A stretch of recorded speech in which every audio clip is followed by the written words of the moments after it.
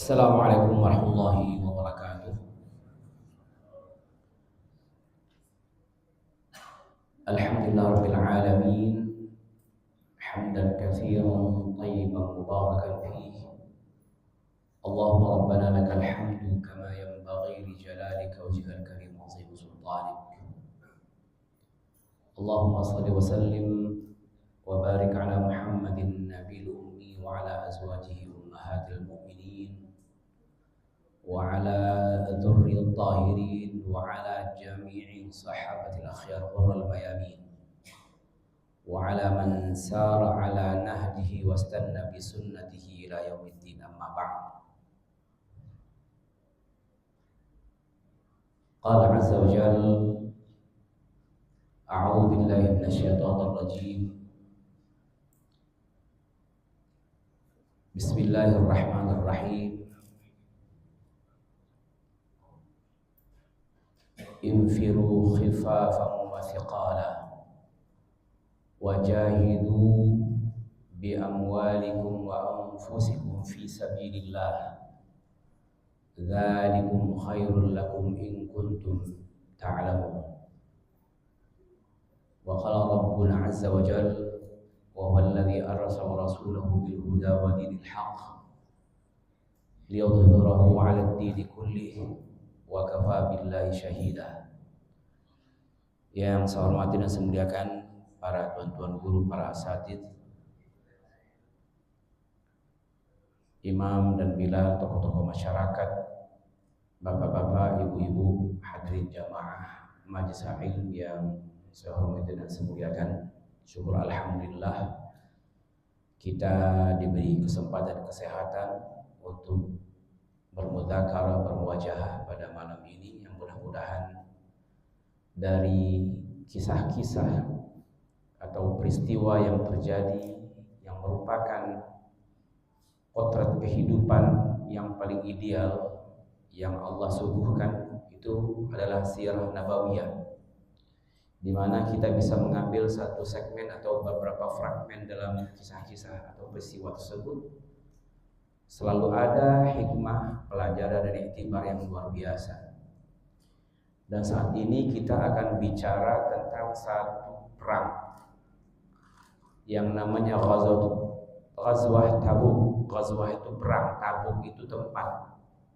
Ya, Tabuk itu tempat, berada di dekat dengan Palestina dan perbatasan. Kalau di wilayah sekarang lebih ke wilayah Jordan dan Palestina, itu berdekatan di situ, dan juga dekat dengan Laut Merah. Jarak antara Tabuk dengan Madinah itu sekitar 1235 kilo, sangat jauh. Apalagi dalam konteks zaman baginda Nabi yang kendaraannya hanyalah onta dan kuda. Naik pesawat saja jarak yang segitu hampir sejam sampai mendekati sejam setengah atau mendekati 2 jam. Ghazwatut Tabuk, perang Tabuk ini terjadi pada 9 Hijriah, tidak berselang lama ketika pembebasan kota Mekkah. Selepas kota Mekkah Allah janjikan, inna fatahna laka fatham mubina. Setelah itu Allah janjikan bahwa akan ada umat manusia yang berbondong-bondong masuk memeluk ke dalam Islam. Sekarang kita ingin tahu apa sih yang memikat sehingga manusia ramai-ramai masuk Islam. Salah satunya adalah perang Tabuk. Secara militer, Bapak, kekuatan pada ketika itu, kita bicara tentang militer dulu. Kekuatan ketika periode Nabi tersebut, itu kekuatan ada di 2 poros. Persia, ya, di timur, dan Romawi. Nah, ibaratnya sekarang Amerika dengan Rusia. Dan Rasulullah Sallallahu Alaihi Wasallam memainkan satu aksi militer dan juga dalam konteks politik itu berubah cara pandang dunia untuk melihat kekuatan Islam ketika itu, bahwa kewibawaan dan ketika itu negara Islam atau tentara dikatakan termasuk dari kekuatan yang sangat diperhitungkan, menjadi militer yang sangat adidaya dan diperhitungkan. Dalam sejarah peperangan, satu-satunya perang yang paling banyak jumlah pasukan Rasul kerahkan perang Tabuk. Jumlahnya tidak tanggung-tanggung, Pak. Dalam pernah sejarah tidak pernah Nabi mengerahkan ini. 30.000 pasukan. Ditambah lagi waktu itu ada perintis. Nabi utus Khalid bin Walid untuk membuka jalan menuju Tabuk, pendudukan Basrah, satu wilayah di Kuasai Romawi, dengan pasukan elit dipimpin Khalid bin Walid. 140 pasukan berkuda, katakanlah itu pasukan elit, sudah nyebrang duluan. Dan ini berita ini dalam konteks zaman itu, Pak, itu merubah cara pandang orang-orang Romawi yang sudah menyusup masuk ke perbatasan Jazirah Arab, narik mundur pasukannya.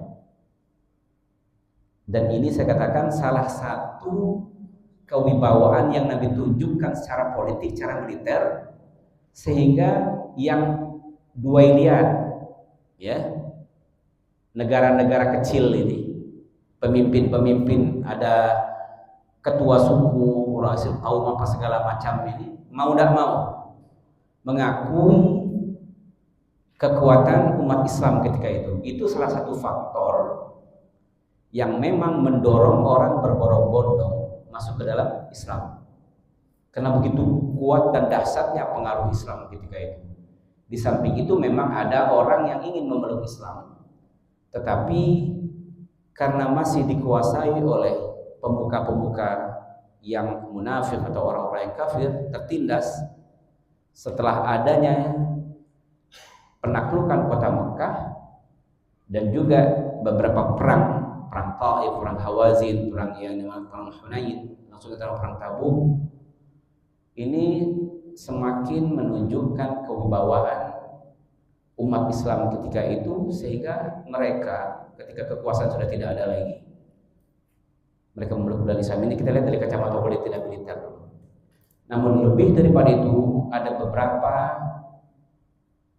segmen atau katakanlah bagian-bagian dalam perang Tabuk itu sangat luar biasa. Perang Tabuk itu terjadi ketika, ya, waktunya Madinah itu sedang dalam keadaan krisis, panas berkepanjangan, ya, gagal panen, produktivitas juga tidak meningkat, musimnya pun musim panas, lengkap sudah.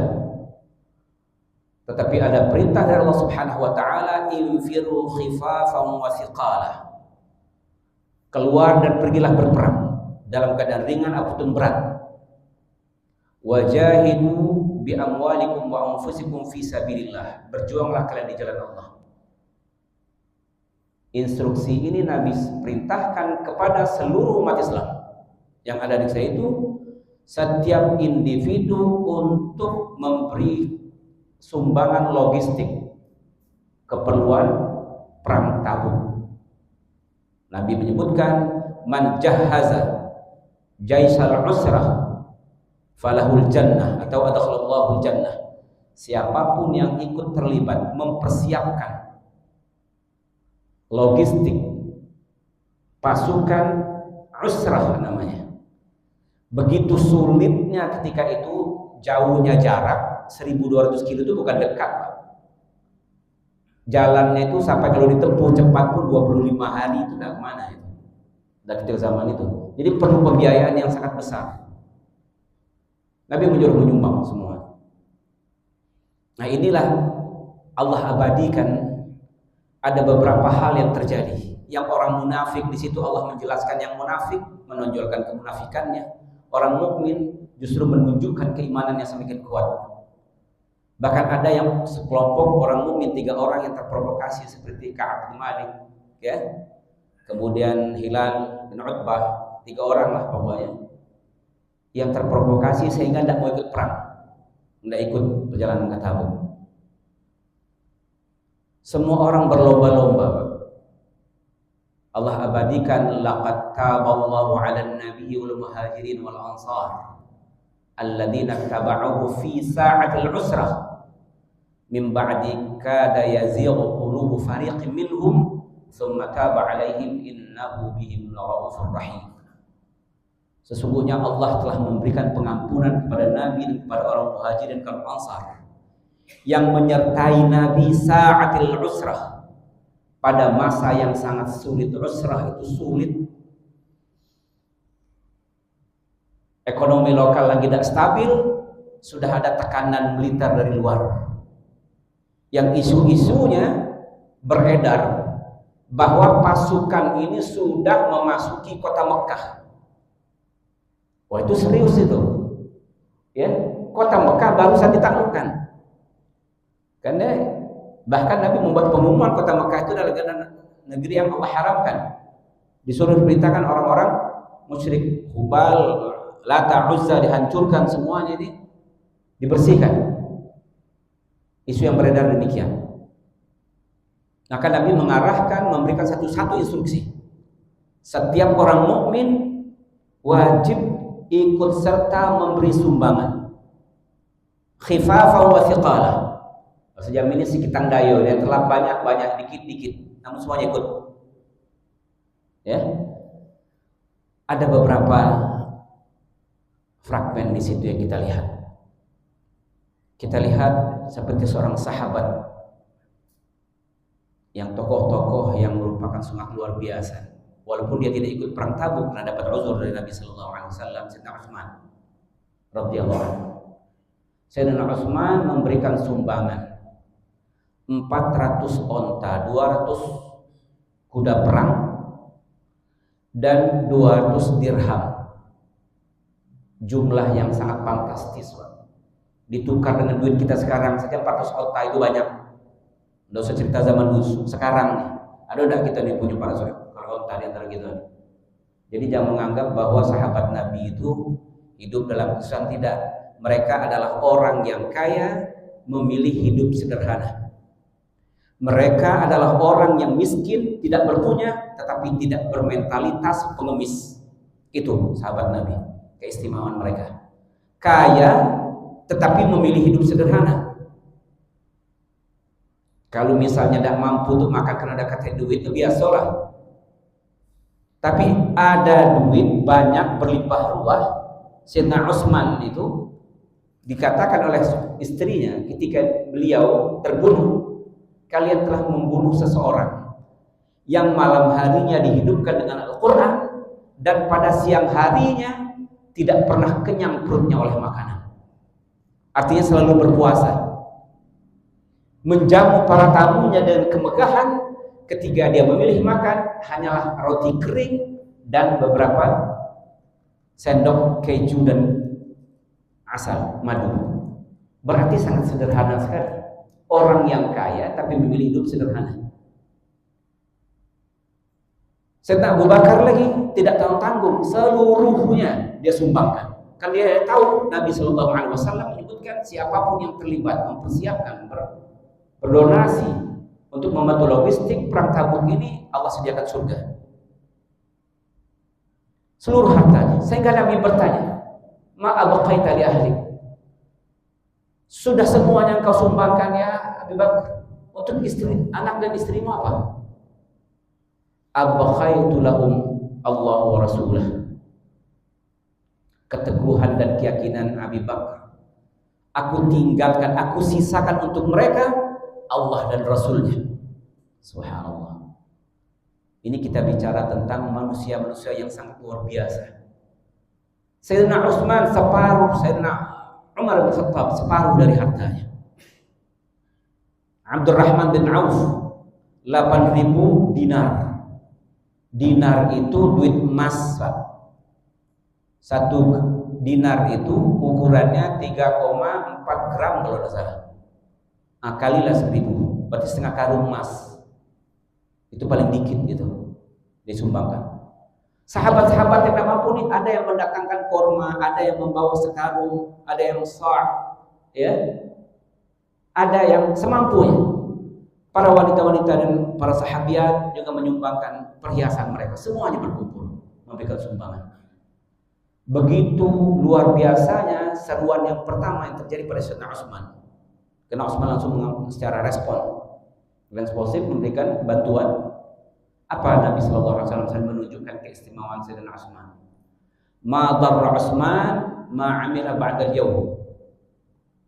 Tidak akan mencederai keimanan dan agama Sayyidina Utsman setelah apa yang dia lakukan pada hari ini. Artinya apapun yang dia lakukan setelah ini tidak akan mencacatkan lagi keimanannya. Persis seperti ucapan yang Allah sebutkan kepada ahli Badar. Ahli Badar itu, kata Nabi, ahli Badr fil jannah. Ketika Sayyidina Abu Bakar pernah berkonflik, mencurigai Hatib ketika itu bukan kota Mekah, dia mencurigai Hatib. Hatib ini termasuk ahli Badar. Jadi Nabi menegur, bukankah dia orang yang ikut perang Badar ya Umar? Ya Rasulullah. Wa ma yudrika, tahu enggak apa yang Allah sebutkan kepada orang ahli Badar? If'alu ma syi'tum qad ghafartu lakum ma taqaddama min dhanbikum ma ta'akhkhar. Setelah ini terserah kamu nak buat apa, terserah, kata Allah pada ahli Badar. Aku telah mengampuni dosa kalian yang lalu dan yang akan datang. Artinya dilakukan oleh Hatib itu sangat tidak mencederai kualitas keimanan di sisi Allah Subhanahu wa taala. Belum lagi Nabi tahu betul bahwa dia tidak mengkhianati Allah dan Rasulnya. Ini sedikit menyimpang lagi ceritanya dari Al-Badar ini, sama dengan ucapkan oleh Sayyidina Utsman. Yang diucapkan oleh Nabi kepada Sayyidina Utsman radhiyallahu anhu. Nah, hadrahakumullah, di antara mereka semuanya, saya ingin mengatakan tadi, orang kaya memilih hidup sederhana, orang miskin tidak bermentalitas pengemis. Ta'arifuhum bisimahum la yas'aluna an-nasa ilhafa. Kalian tahu wajah-wajah mereka bahwa mereka itu orang miskin, tapi mereka tidak pernah menunjukkan bahwa mereka itu adalah la yas'aluna an-nasa ilhafa, menunjukkan agar ada simpati di orang lain, tidak. Datanglah 7 orang yang dikatakan bukain, orang-orang yang betul-betul ekonominya betul-betul sangat mengkhawatirkan, makannya pas-pasan. Jadi dari konglomerat yang paling kaya sampai ke bawah, betapa seruan untuk melakukan ketaatan kepada Allah itu memanggil semua kalangan. Di antara seorang sahabat itu 7 orang itu ada namanya Ulbah bin Yazid radhiyallahu anhu. Dia ada Yasar bin Mu'aqqal, ada namanya Abdullah, ada beberapa 7 orang. Tapi kisah Ulbah ini akan kita angkat. Diabadikan oleh Al-Quran. Dalam surah At-Taubah Allah menyebutkan wala 'alal ladzina idza ma atauka litahmilahum qulta la ajidu ma ahmilukum 'alaihi tawallaw wa 'aynuhum tafidu min ad-dam'i hazanan alla yajidu ma yunfiqun.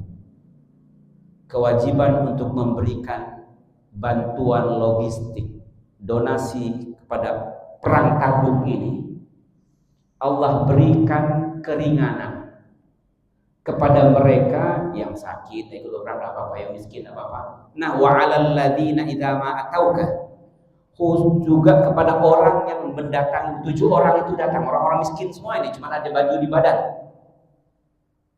Apa datangnya kepada Rasulullah? Subhanallah. Ini yang maka kita contoh dari sahabat Nabi ini.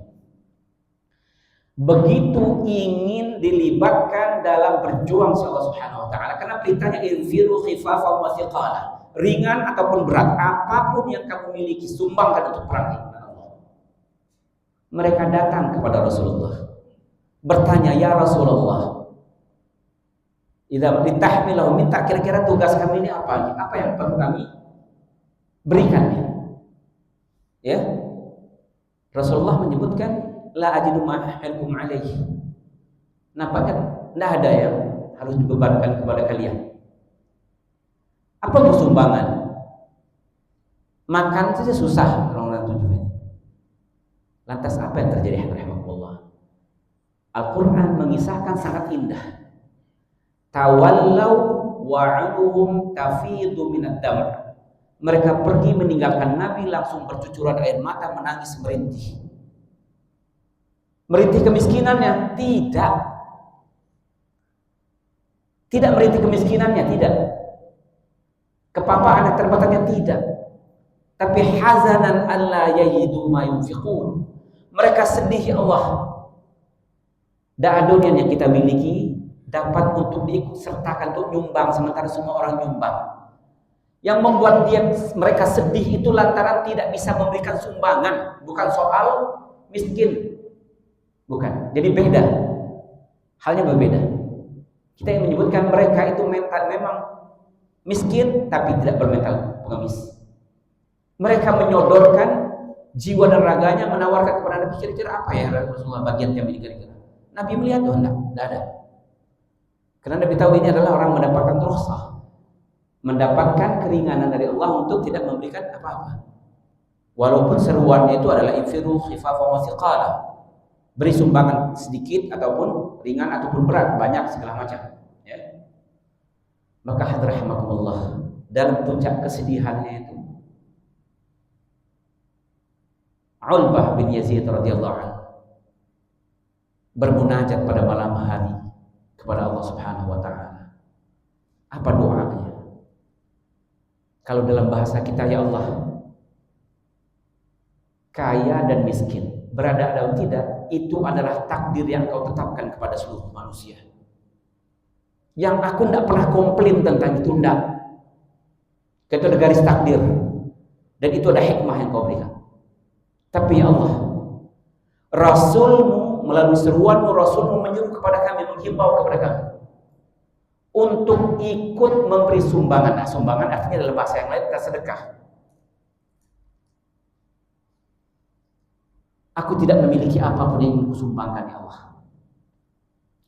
Lalu dia berdoa secara diri, Allahumma inni, ya Allah Tuhan,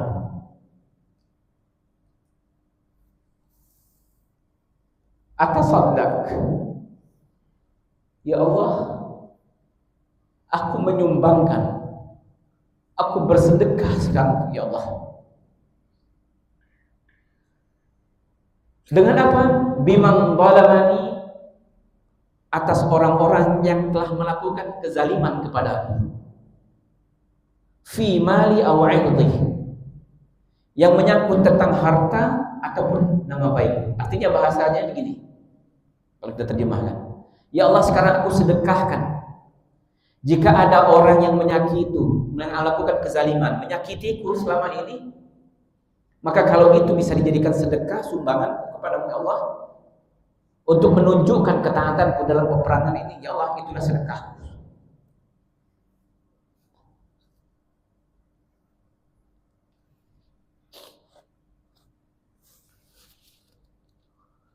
Itu makanya sahabat Nabi itu, ya, la tasubbu ashabi, kata Nabi, jangan pernah kalian mengentengkan, menghinakan sahabat. Walau anna ahadakum anfaqa mithla dhahaban lam yablugh muddahu wala nasifah. Jangan pernah menghina, mengentengkan, melecehkan para sahabat. Karena walaupun kalian mampu untuk memberikan sumbangan emas sebesar gunung Uhud, kalian tidak akan pernah dapat mencapai kedudukan atau amal keistimewaan yang diraih oleh sahabat. Sepenuhnya atau separuhnya tidak bisa. Ini tidak memiliki apa-apa, sedih karena tidak bisa berjuang. Sehingga ketika pada siang hari Rasulullah mengumpulkan semua orang, ainal mutasaddiq al-lailah, siapa orang yang bersedekah memberi sumbangan malam ini? Kita tahu karena perintahnya kepada Bilal untuk mengumpulkan donasi ini tadi, ya, Ada beberapa panitia lah dipindahkan untuk pengumpulan donasi. Dan terjadi itu siang hari, tidak ada terjadi pengumpulan donasi itu malam hari. Maka tidak ada yang berdiri sahabat. 3 kali Nabi menyebutkan siapa yang memberikan sumbangan pada malam ini. Tidak ada yang berdiri. Lalu Nabi menghampiri Urbah bin Yazid radhiyallahu anhu. Qum wa abshir fa inna zakata mutaqabbalah. Wahai Urbah, berdirilah dan bergembiralah, karena sedekahmu diterima oleh Allah Subhanahu wa taala. Hadrahimahullah. Apa yang kita petik di sini? Ternyata Islam ini mengajarkan adalah satu semangat, satu solidaritas yang memang kalau itu tulus karena Allah Subhanahu wa taala, maka nilainya sama di sisi Allah Subhanahu wa taala. Di tengah perjalanan Nabi menyebutkan inna fil Madinah, ada di Madinah, itu bil Madinah, ada di Madinah, ma qata'tum sayran aw ma sirtum sayran aw qata'tum wadiyan illa wa hum ma'akum. Wa qalu wa hum bil Madinah ya Rasulullah, wa hum bil Madinah habisahum al-'udhr. Ada beberapa orang di Madinah yang sudah sesulit ini perjalanan kalian, menempuh berbagai lembah seletih ini, tetapi mereka memiliki pahala yang sama dengan kalian. Sahabat bertanya, ya Rasulullah, mereka di Madinah yang setengah mati di babak belur ini kan kita ya. Mereka sama dengan kita. Iya, kata Nabi. Hati dan jiwa mereka, pikiran mereka sebenarnya bersama dengan kalian.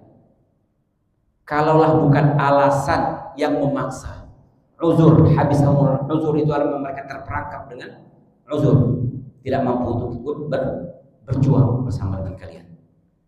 Hadrahimakumullah. Di antaranya itu adalah Sayyidina Utsman radhiyallahu anhu. Ya, Sayyidina Utsman memang Nabi merintahkan ketika itu memang Ummu Kalsum sakit, ya, Ruqayyah atau Ummu Kalsum, ya, Durun Nurayn. Kalau Ruqayyah atau Ummu Kalsum sakit. Dan ada beberapa sahabat juga yang memang uzur sakit, tidak bisa ikut, ya, memang betul-betul, tapi keinginan mereka sangat kuat untuk ikut. Ada juga yang memang Nabi tugaskan memang untuk menjaga Madinah biar Madinah tidak kosong. Itu Sayyidina Ali, ya. At-tarda an takuna manzilatan bi manzilati Harun min Musa, manzilaka bi manzilati Harun min Musa. Maukah engkau kedudukan engkau itu sama dengan kedudukan Harun dengan Nabi Musa? Ya, Nabi ketika Nabi Musa kan naik ke atas bermunajat ke atas bukit Gunung Sinai, dititipkannya Harun untuk menjaga Bani Israel. Nah, itu juga untuk jaga Madinah. Mereka terus berjalan. Ya. Ada di antara sahabat itu namanya Abi Dzar Al-Ghifari. Dan banyaklah di tengah jalan, ya, 30.000 lebih itu Pak, bukan jumlah yang sedikit. Macam-macam otak, macam-macam pikiran, macam-macam omongan. Kan gitulah. Sederhananya begitulah. Orang-orang munafik memprovokasi terang-terangan, melecehkan orang-orang mukmin, alah sumbang-sumbangan segini. Ada juga yang ikut serta, tapi niatnya bukan mau ini. Kalau dapat berdoa Nabi ini memang nanti dengan rombongan Nabi-nya kan mati terbunuh dengan perang orang-orang bersama orang-orang Mawi ini tadi. Karena perang Tabuk ini puncaknya adalah ketika pembebasan kota Mekah, Nabi mengirim surat dakwah untuk masuk Islam ke wilayah-wilayah kecil kota Mekah. Karena itu kan sudah sambil memberikan jebakan dakwah dan hubungan diplomatik lah istilahnya. Dimulai dengan diplomatik, kalau dulu bahasanya dakwah. Karena ini misi kan biasa, karena konteks zaman dulu itu kekuasaan itu ditandakan dengan kekuatan. Dan diplomatiknya ini untuk kekuatannya ditunjukkan dengan apa? Dakwah, menunjukkan integritas dan menunjukkan identitas kita. Ini kita menyebarkan dakwah ini. Nah, dikirimlah surat atas satu wilayah namanya dekat Busra. Busra itu dekat dengan Palestina, itu kota perbatasan yang ketika umur Nabi 12 tahun, Nabi pernah sampai ke situ berjumpa dengan pendeta Buhairah yang tahu nampak ini umur 12 tahun bersama pamannya Abu Talib. Nah, ini nampaknya adalah Nabi, kata pendeta George namanya. Wah, katanya jangan kau masuk kota Syam atau Palestina, tidak usah. Orang-orang Romawi yang diprovokasi oleh orang-orang Yahudi ini mencari Nabi sekarang. Dia tahu Nabi itu lahir. Ciri-cirinya itu ada pada anakmu ini. Lebih baik dia balik dari saya ke Mekah. Jadi Busra itu adalah wilayah teritorialnya kekuasaan Romawi. Bersebelahan dengan itu ada namanya Bani Ghassan, satu komunitas yang memang Bani Ghassan, Surahbil bin Amr al-Ghassan, Bani Ghassan. Disampailah surat, dikirim nama seorang sahabat namanya Harith bin Amr radhiyallahu an, ya Harith bin Umair. Dikirim surat untuk diantar ke Surahbil ini tadi, penguasa Ghassan. Bukannya diterima, sahabat Nabi ini duta dibunuh, utusan kan tidak boleh dibunuh. Ternyata dibunuh. Karena itulah Nabi menyebutkan ini harus ada penindakan ini. Rupanya Ghassan sudah tahu nanti akan menyebar kekuasaan Muhammad itu sampai ke sini. Dia minta tolong bangsa Romawi. Nah, ini Nabi mendengarkan dia akan berkoalisi dengan Romawi ini untuk menyerang menuju kota Mekah. Belum lagi beredar isu yang sudah sampai masuk perbatasan. Sehingga Nabi utus lagi namanya Zaid bin Harithah, anak angkatnya, ya, untuk menaklukkan Surahbil tadi, Bani Ghassan ini. Rupanya karena kalah dalam kuantitas jumlah dapat dipatahkan. Ya. Tapi ini memantik satu hal yang luar biasa. Karena Nabi melihat ini sebuah ancaman, maka tidak tanggung-tanggung Nabi memerintahkan ini peristiwa terbesar ini. Karena dia tahu di bangsa Romawi sudah masuk untuk menunjukkan kekuatan dan mengerahkan 30.000 pasukan tentara, prajurit ketika itu perang ke arah itu, dan dimulai dengan penyusupan perintis pasukan elit berkuda 140 dipimpin oleh Khalid bin Walid. 140 pasukan berkuda elit itu Pak, orang-orang pilihan. Yang kita tahu dalam sejarah, yang Bapak kisah sedikit kekuatan pasukan elit Nabi itu, ya. Ada salah seorang sahabat itu, ya, dia nebas pedang Pak, saking kuatnya tebasannya itu, jubah besi dengan zarah itu sampai kuda itu bisa terputus. Nah, kita nengok kekuatannya bagaimana. Itu ini bukan dongeng, ini memang orang-orang pilihan, memang orangnya kuat-kuat dan tangguh-tangguh. Dalam perjalanan ya macam-macam lah, ya, makanan kekurangan berbagi, ada yang cuma onta cuma dapat masuk 1 ekor onta berbagi, ya, 1 naik 3 orang berjalan, giliran lah kadang berjalan kaki, sangat luar biasa. Wajarlah kalau itu disebutkan dengan sa'atul usrah, yang memang Allah muliakan mereka dengan keikutsertaan mereka bersama Nabi Sallallahu Alaihi Wasallam. Nabi memerintahkan nanti sebelum kalian ke Tabuk itu kalian akan memasuki satu lembah. Lembah itu lembah Samud, Wadi Samud. Wa Samud alladziina jabu sakhra bil wad. Lembah Samud itu adalah kaum salih yang mereka membuat kota di wadi itu. Kata Nabi, jangan kalian berhenti di situ, jangan kamu minum air. Perintah Nabi ini. La tashrabu min ma'iha wa la tatawaddau minhu. Jangan kamu minum airnya, jangan berwudu di situ. Fa in ajintumu, kalau kamu sudah ngulek makanan segala macam, kan pasti ada akomodasi, bercampur dengan air itu, maka jangan kalian makan, berikan saja ke onta-onta kalian. Itu namanya Wadi Samud. Nanti setelah itu kita akan mendatangi yang namanya Ain Salih. ada telaga Nabi Saleh. Disitulah kita minum. Jadi Wadi Samud dengan Ain Saleh itu beda. Makanya Madain Saleh itu bukan Wadi Samud, ya. Madain Saleh lain lagi kisah. Berdekatan tapi tidak sama. Nah, Nabi Shallallahu Alaihi Wasallam memerintahkan itu sampai minum di situ dulu. Nabi menyebutkan kalau melewati tempat la tadkhulu masakin alladziina zalamu anfusahum ay yusibakum ma asabahum. Kalau kalian memasuki satu tempat yang orang-orang itu zalim, percepat jalan kalian. Jangan sampai kalian Allah timpakan satu azab sebagaimana mereka timpakan kepada mereka. Jangan sampai terjadi kepada kalian. Ini satu pelajaran juga kita. Artinya kalau memang tempat itu maksiat, tempat itu sudah jangan dihampiri, jangan didekati, karena itu adalah gudang kemurkaan Allah. Kita takut ayyusibakum ma'asabahum. Nanti akan menimpa kalian apa-apa yang menimpa kalian, yang menimpa mereka. Maka kata Nabi, percepat. Nanti kata Nabi ada tempat minum air. Sehingga ada orang kata Nabi, jangan minum dulu air itu, berhenti sehingga aku mendatangi kalian. Ada dua orang sahabat. Dalam satu riwayat orang ini orang munafik. Nabi perintah Nabi jangan dulu di otak-atik airnya sampai aku datang. Artinya air itu kecil. Ain Saleh itu kecil airnya. Sebab mata air itu kecil. Nah berdua ini tadi langsung minum. Tidak minum tiba-tiba hilang air itu. Karena kecil tadi kan. Ngeri. Datang Nabi langsung marah. Nabi marah itu karena tidak mematuhi perintah. Sudah dibilang oleh Nabi, jangan kamu minum air ini, jangan diotak, jangan disentuh, kata Nabi. Amasastumu. Nah, kamu colek-colekkan air ini kan karena hilang. Ini suatu pelajaran.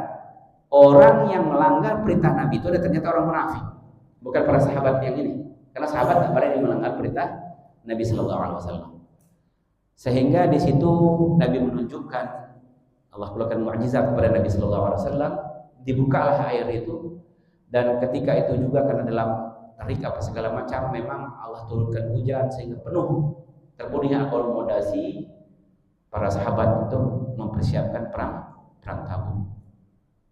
Di satu tempat Nabi menyebutkan kepada Muaz, ya Muaz, lau qala hayatu aw in qalat in tabat aw in qalat laka hayatu, kalau engkau panjang umur nanti engkau akan melihat di kawasan ini jinan, taman-taman yang sangat indah. Artinya lokasi tempat yang kita sekarang penuh gersang dan tandus ini suatu ketika akan menjadi penuh dengan taman-taman, artinya dipenuhi oleh orang-orang. Dan inilah nubuat dari baginda Nabi Sallallahu Alaihi Wasallam bahwa memang kota sebagian itu adalah akan berubah menjadi jinan, artinya taman-taman yang luar biasa. Rahmatullah. Kembali kita kepada kisah-kisah Tabuk ini. Apa yang terjadi? Di antaranya orang-orang yang rombongan Nabi itu ada memang dipesan dari kaum Yahudi, orang-orang munafik, memang untuk membunuh Nabi. Nabi menunjukkan, nah ini Nabi diberitahu oleh Jibril ini orang-orang. Lantas Nabi memerintahkan seorang sahabatnya, Huzaifah Al-Yaman, yang disebutkan sahih sir Rasulullah Sallallahu Alaihi Wasallam, pemegang Rasul, rahasia Rasulullah. Nabi sebutkan ini orang-orangnya, tolong awasi, jangan beritahu siapa-siapa, ya. Jangan beritahu siapa-siapa, ini orang-orang munafik yang memang Allah laknat mereka. Awasi mereka. Dan Huzaifah diperintahkan oleh Nabi untuk mengawasi orang munafik ini. Ini yang suatu ketika Huzaifah bin Yaman ini kepada tanya Sayyidina Umar, engkau yang memegang catatan nama-nama orang munafik. Ada nama Umar di situ. Dan Huzaifah sampai beliau wafat, dia tidak memberitahukan siapa nama-nama orang munafik itu. Hanya ketika Sayyidina Umar menyebutkan, Umar bertanya, apakah ada nama aku di situ? Dia berlindung, ma'azallah, aku berlindung kepada Allah. Masa seperti engkau ada dalam catatan itu. Namun dia tidak memberikan nama-nama tersebut. Alhamdulillah. Kisah-kisah yang lain. Pada perang Tabuk, Rasulullah Sallallahu Alaihi Wasallam itu pernah terlambat sholat subuhnya untuk sebuah hikmah. Kan selama ini kalau ada nabi yang imam, ya, satu hikmah. Ini nabi terlambat itu 2 kali. Nabi, saya katakan nabi terlambat sholat subuh itu 2 kali. Kalau ini terlambat 1 rakaat, ketika itu langsung imamnya Abdurrahman bin Auf. Sudah 1 rakaat sholat, baru Nabi sempat masuk bermakmuman dengan Abdurrahman bin Auf. Ini satu contoh. Ya. Ulama menyebutkan ya boleh saja, artinya orang-orang yang fadil bermakmum dengan orang-orang yang mafdul. Orang-orang yang terbaik seperti Nabi menjadi makmum. Ini kisah makmumnya Nabi dengan Abdurrahman bin Auf. Kalau subuh yang lain pernah Nabi kesiangan juga, tapi untuk satu hikmah. Sudah waktu Pak ya? Belum. Ada lagi satu waktu. Memang Allah tidurkan pasukan itu. Memang bahasanya ya letih. Tapi tidak mungkin setiap hari keletihan itu. Sehingga pas matahari sudah naik baru mereka terbangun. Sahabat ini adalah yang berkomen kan? Ya Rasulullah farratna an jambillah. Ya Rasulullah, kelewatan kita ini. Farratna artinya kita mengabaikan perintah Allah Subhanahu wa taala. Nabi menyebutkan innama tafrid fil yaqظah la fil naum. Melalaikan perintah Allah itu kalau seseorang dalam keadaan jaga. Kalau dalam keadaan tidur itu namanya bukan melalaikan, ya. Ketika itu juga Nabi memerintahkan ya Bilal adzin. Wahai Bilal azan. Walaupun matahari tidak. Tapi itu hanya 1 kali peristiwa itu untuk memberikan pelajaran bagi kita apa yang harus dilakukan kalau orang ketiduran. Itu artinya pun ketidurannya cuma sekali. Kalau tiap hari bangun jam 7 baru ketiduran lagi namanya tuh. Ya, itu udah kebiasaan, wa'alaikumsalam. Jadi alhamdulillah banyak lagi sebenarnya beberapa peristiwa yang dari interaksi sahabat, ya, yang tadi menyusul. Belum lagi kita ceritakan Abu Dzar Al-Ghifari.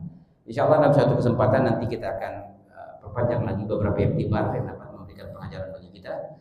Demikian hadanallahu wa iyyakum wa astaghfirullah lakum wa muslimat.